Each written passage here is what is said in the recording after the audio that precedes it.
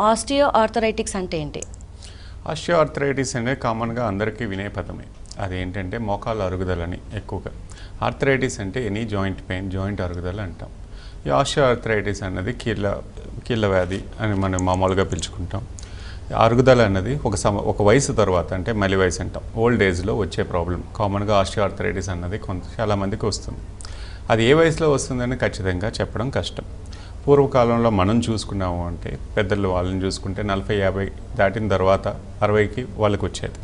ఇప్పుడు జీవనశైలి మార్పు అనుకోండి, లైఫ్ స్టైల్ చేంజెస్ వల్ల కూడా తొందరగా చూస్తున్నాం.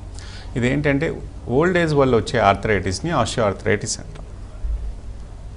ఎక్కువగా మనం చూస్తే మగవాళ్ళకి ఆడవాళ్ళకి తొందరగా వస్తుంది మగవాళ్ళకన్నా. దానికి కారణం ఏంటంటే చాలా కారణం. యూజువల్గా హౌస్ వైఫ్స్ అనుకుంటాం, ఎక్కువగా బయటకు తిరిగే తక్కువ. తర్వాత ఏంటంటే కండబలం మగవాళ్ళతో కంపేర్ చేసుకుంటే లేడీస్కి తక్కువ. అదీ కాకుండా మెనోపాజ్, అది తప్పదు. 40 నుంచి 50 సంవత్సరాల్లో మెనోపాజ్ వచ్చే అవకాశాలు చాలా ఎక్కువ.